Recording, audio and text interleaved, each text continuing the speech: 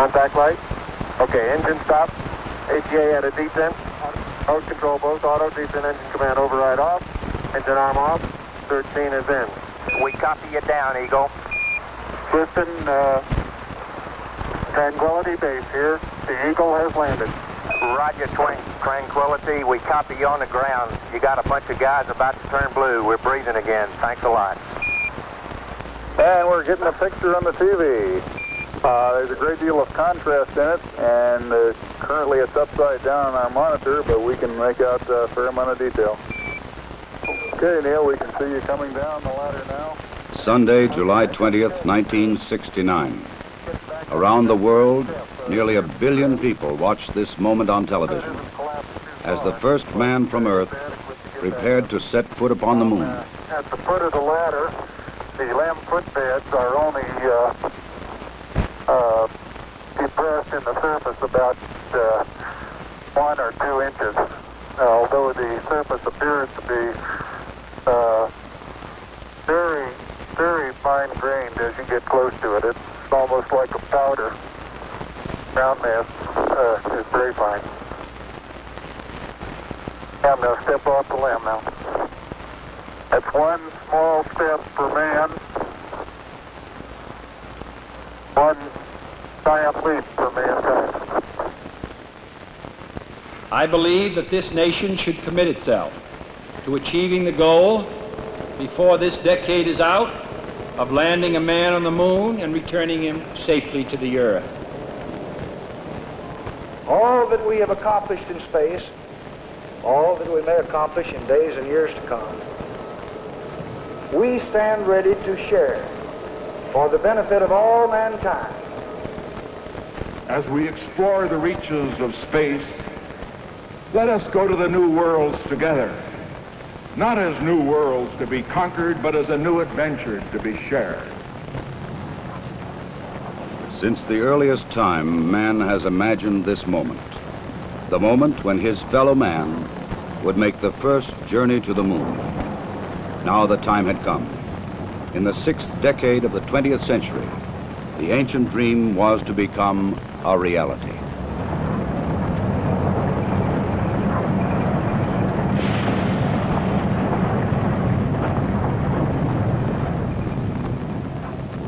The flight of Apollo 11 was the culmination of many years of planning, working, building, and testing. Thousands of people had contributed toward this day of accomplishment. The great Saturn V rocket and the complex Apollo spacecraft had been assembled together and moved to the launch pad. The equipment and techniques and personnel had been proved in earlier missions, and now they were ready. The astronauts chosen for this mission had flown it many times in ground-based simulators. They had all been in space before. They had trained carefully and well, and now they too were ready. Astronaut Michael Collins would pilot the Apollo Command Module.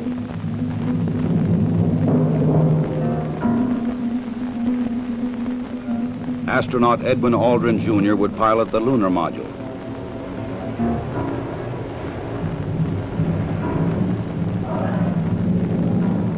And astronaut Neil Armstrong would serve as mission commander. Armstrong would be the first man to step upon the moon.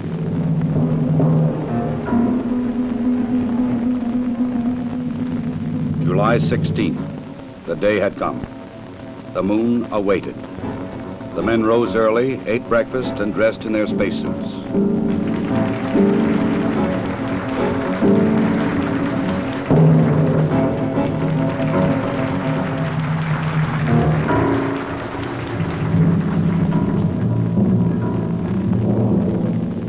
Other astronauts had made this journey to the launch pad, but never with such anticipation. 9:32 a.m., July 16th.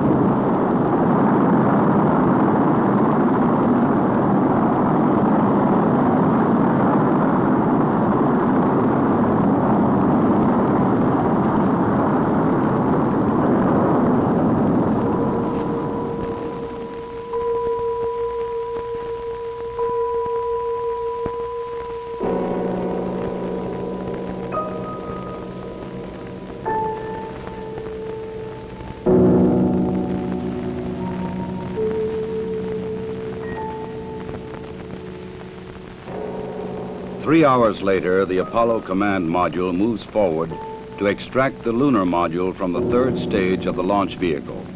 Both are moving at more than 17,000 miles an hour. Docked together, they will sail 250,000 miles across the sea of space and into orbit around the Earth's nearest neighbor. Oh, loud and clear now, Mike, and we understand that you are docked.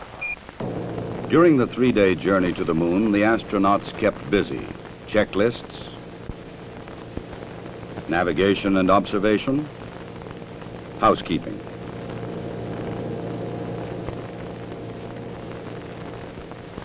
They must work in a weightless environment, keeping their spacecraft and themselves in good condition.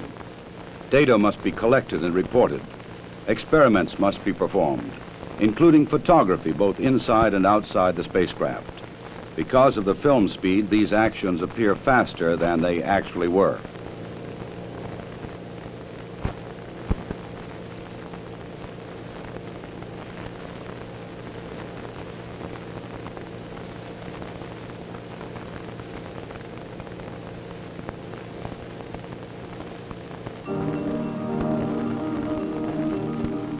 July 19th.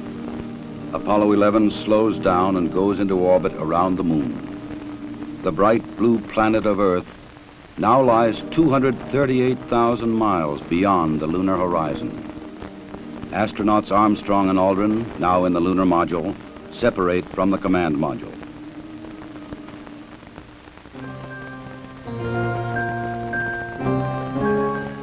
Astronaut Collins remains behind.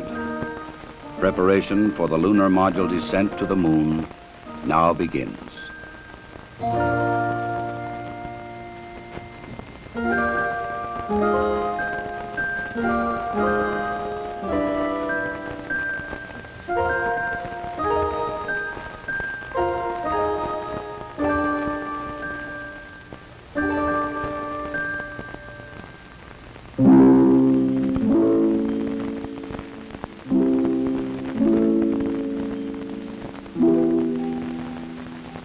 The command module assumes the new name, Columbia.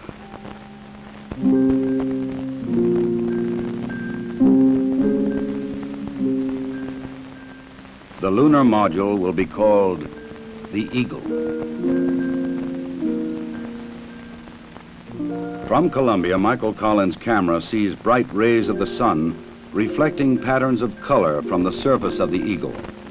In this strange metallic bird rides the ancient and endless dream of all mankind.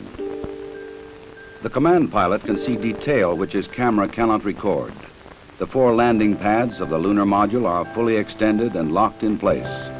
The Eagle is poised and prepared for its descent to the lunar surface.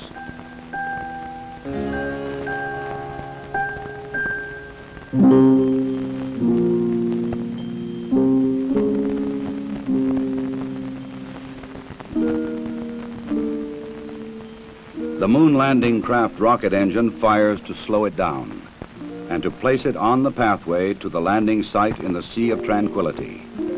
There is tension and caution as the Eagle flies lower. Warning lights blink on as the computer tries to keep up with the demand for control data, but the status remains go. Eagle, we got you now. It's looking good, over. Roger, copy. Eagle Houston, after yaw around angles, S-band pitch, -9er, yaw, +18. Roger, you're a go to continue powered descent. You're a go to continue powered descent. Altitude now 21,000 feet, still looking very good. Velocity down now to 1,200 feet per second. You're looking great to us, Eagle. Give us a reading on the 1202 program alarm. Roger, we got you. We're going at alarm. Good radar data. We're now in the approach phase, everything looking good. Altitude 4,200. Houston, you're a go for landing, over. Roger, understand. Go for landing. 3,000 feet. Copy. Alarm. Altitude 1,600. 1,400 feet, still looking very good. 700 feet, 21 down. 33 degrees. 100 feet, down at 19. 1201. 1201. Roger, 1201 alarm. We're go. Same type. We're go. Altitude, velocity, light. 3.5 down. 220 feet. 13 forward. 11 forward, coming down nicely. 200 feet. 4.5 down. 5.5 down. 60 seconds. Lights on. 6. Down 2.5. Forward. Forward. That's 40 feet, down 2.5. Picking up some dust. 4 forward. 4 forward. Drifting to the right a little. Good. Okay. Contact light. Okay, engine stop. We copy you down, Eagle. Tranquility Base here. The Eagle has landed.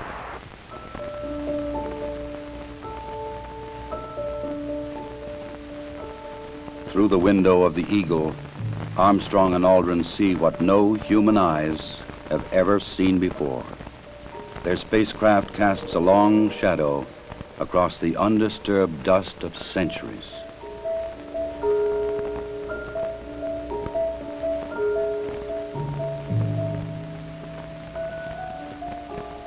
Seven hours after landing, after careful preparations for later ascent were completed, Armstrong opens the Eagle hatch and begins his climb down to the surface.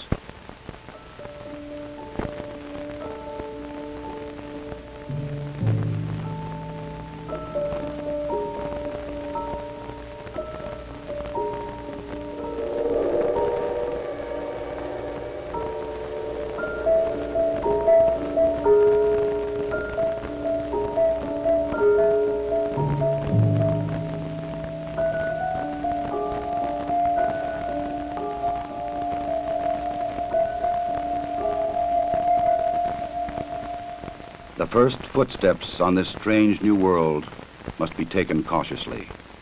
The moon has only 1/6 the gravity of Earth. The nature of its surface was still unknown. I'm going to step off the limb now. That's one small step for man, one giant leap for mankind.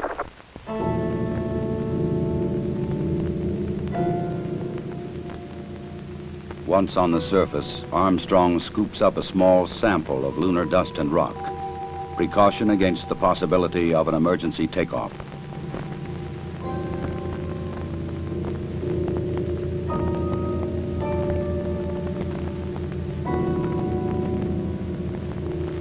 According to plan, astronaut Aldrin now descends from the Eagle.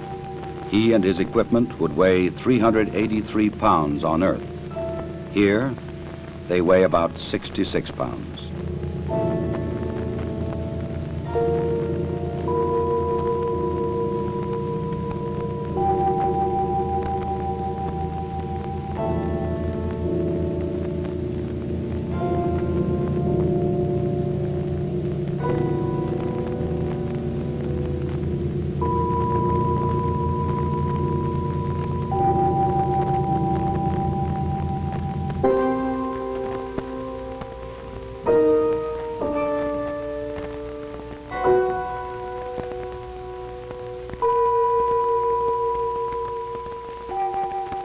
For a brief moment, the first men on the moon stand and look at the stark, lonely landscape around them, an experience which no one before them can share.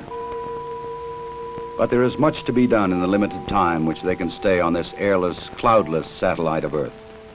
This sheet of metal foil traps and holds particles from the sun, the so-called solar wind, or barrage of solar energy, which constantly strikes the moon's surface. Results of this experiment will be taken back to Earth to reveal new secrets to anxious scientists.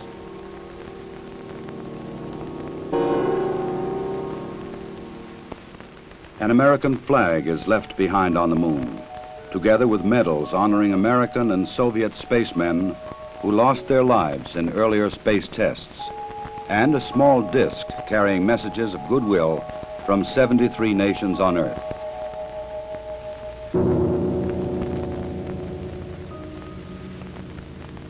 A plaque on the lunar module reads, Here, men from the planet Earth first set foot upon the moon, July 1969 AD. We came in peace for all mankind. Through a specially made television camera, viewers in many nations on Earth were able to watch the astronauts as they walked and worked on the moon. Despite the bulky spacesuits and the backpacks containing oxygen, temperature control, and communications equipment, the Apollo 11 crew found they could move easily about the surface.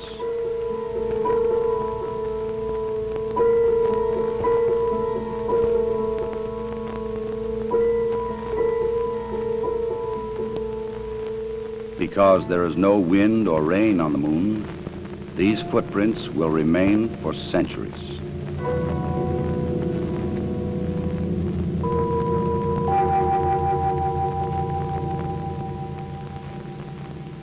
In addition to collecting rock and soil samples, the explorers leave behind a seismometer. This highly sensitive device would send back valuable information on external meteoroid impacts, as well as internal lunar movements.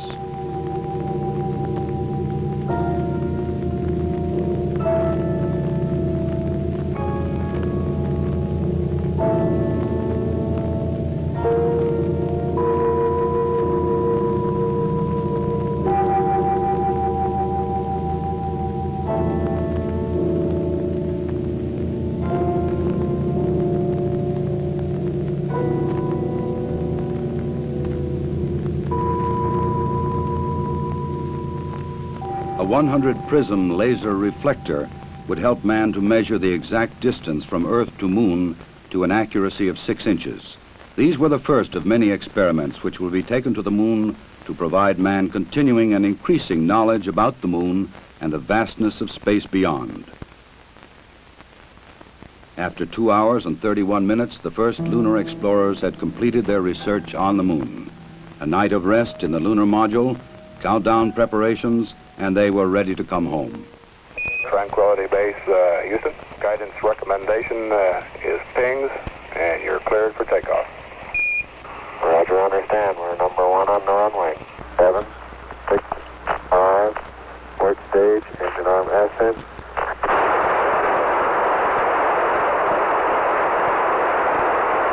Beautiful. Very smooth. Very quiet ride. There's that one crater on there.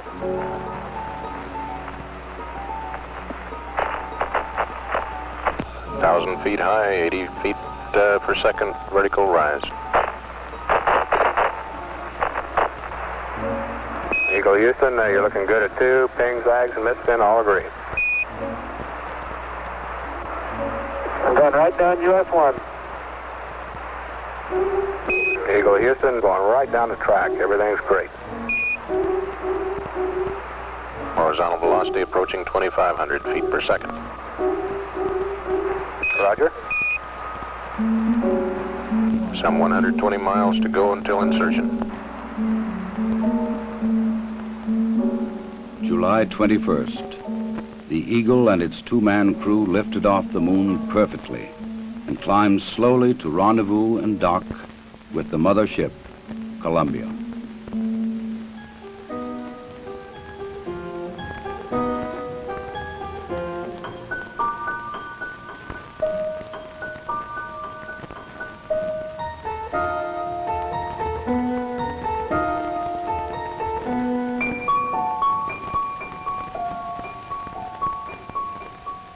While Armstrong and Aldrin explored the Moon, astronaut Collins had kept a long and lonely vigil in the Columbia. The approaching Eagle was a welcome sight.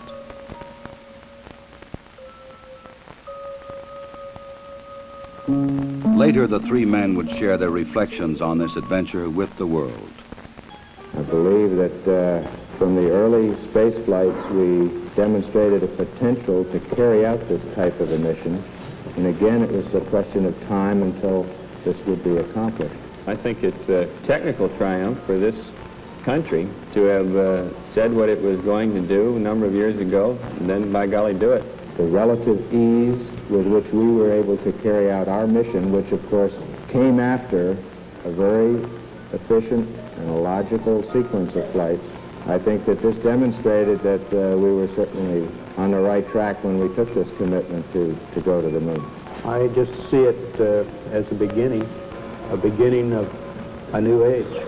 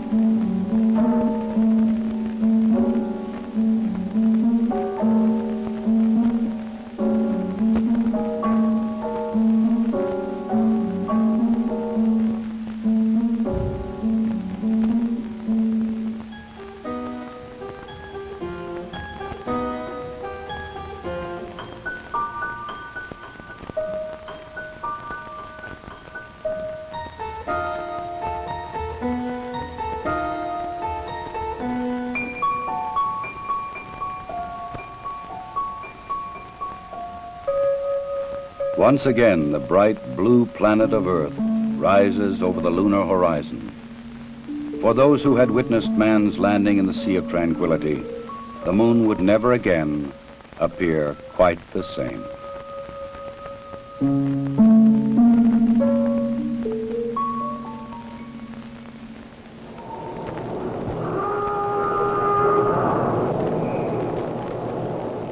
July 24th, dawn in the Pacific. Apollo blazes across the heavens, coming back to Earth at 25,000 miles an hour.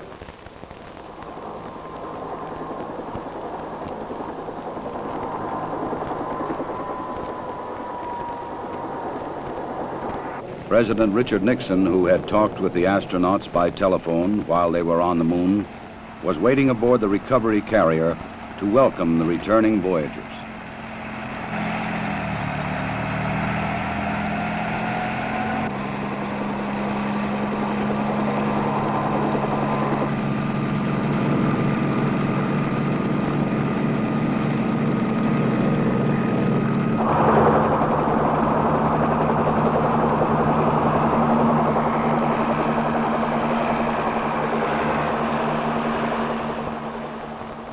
The President later expressed the nation's response to this historic mission.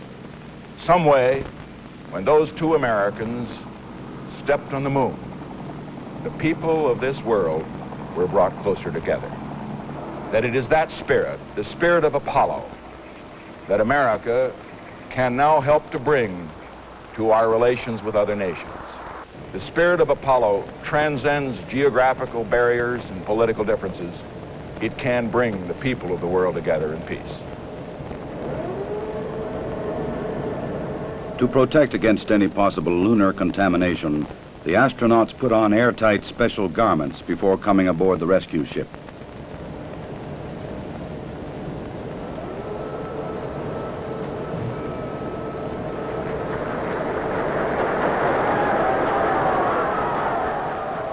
They transferred directly from the helicopter to a mobile quarantine van, in which they would be flown back to the Manned Spacecraft Center in Houston, Texas.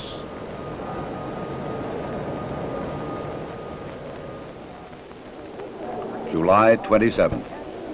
The journey was ended. They were home again.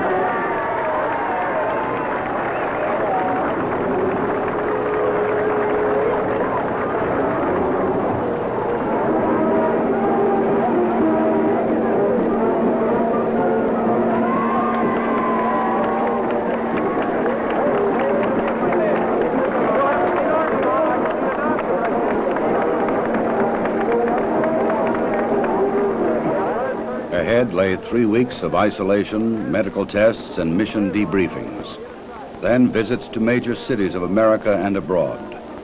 The details of their unique mission would be relived and remembered so that others might learn what they had learned, and that future travelers in space might build upon their experience.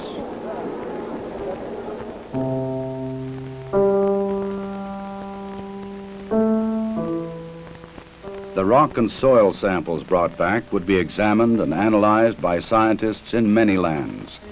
They would reveal new insights into the origin and the age and the composition of the moon, and perhaps new knowledge of the Earth as well. Already experiments left on the moon were sending back revealing new information.